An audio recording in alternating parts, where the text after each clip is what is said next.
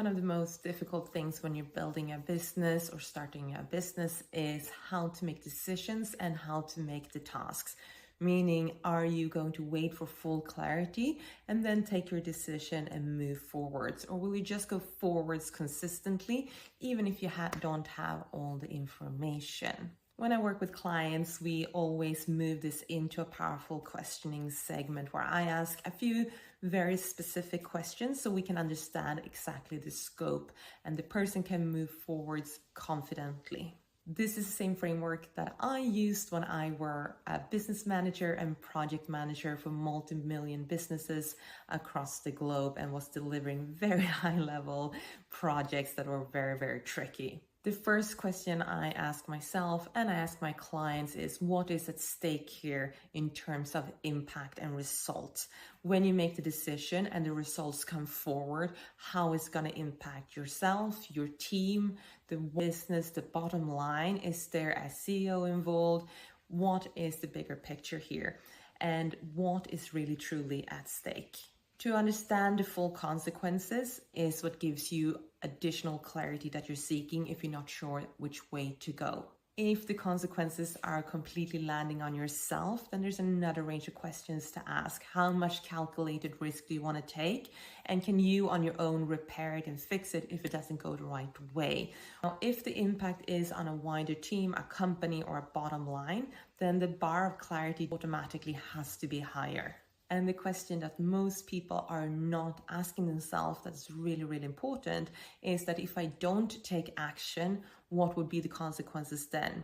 If I'm delaying this decision, what happens then? And what's truly at risk? And what would the outcomes potentially be? So balancing your judgment between these two are super important. What happens if I don't do something? And what happens if I do with X amount of clarity? Now, X amount of clarity is not specific enough. I love using the 0 to 10 method with almost anything that I work with. So I would always ask you to do that judgment. How much clarity do I have at the moment on the scale of 0 to 10? With 10 is I have all the information, I'm ultra confident, I have all the clarity I can get to make this decision. Now, moving on to number 2 in terms of the steps to take in this framework, which becomes really interesting. The first part was about external information, and the second part is all about you.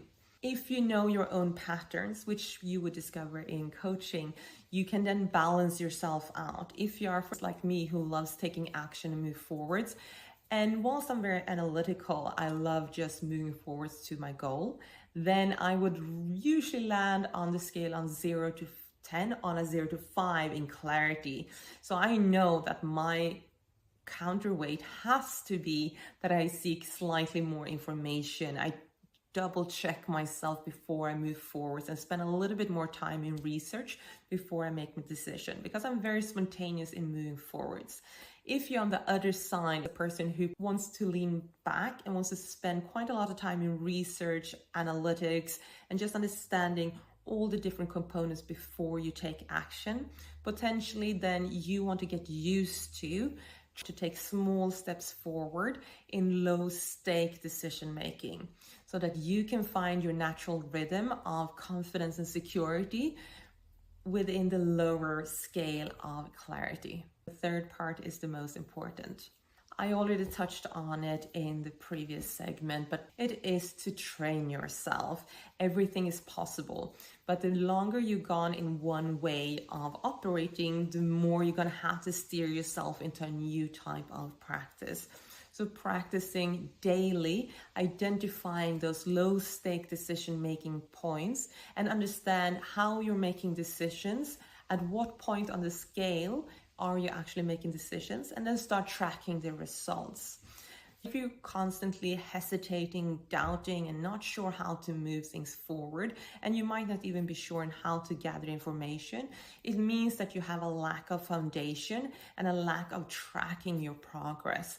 So practicing and being very aware in your daily operating, and then making almost like a list next to your notepad or next to your laptop on how that is going, if you work with a coach, of course, they keep a track of it for you and will keep an eye on your progress and where you're hesitating and how you historically have been working.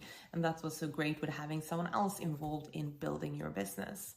If this resonated with you, please visit my page, subscribe, and you can book a conversation with me as well. Link is in the bio.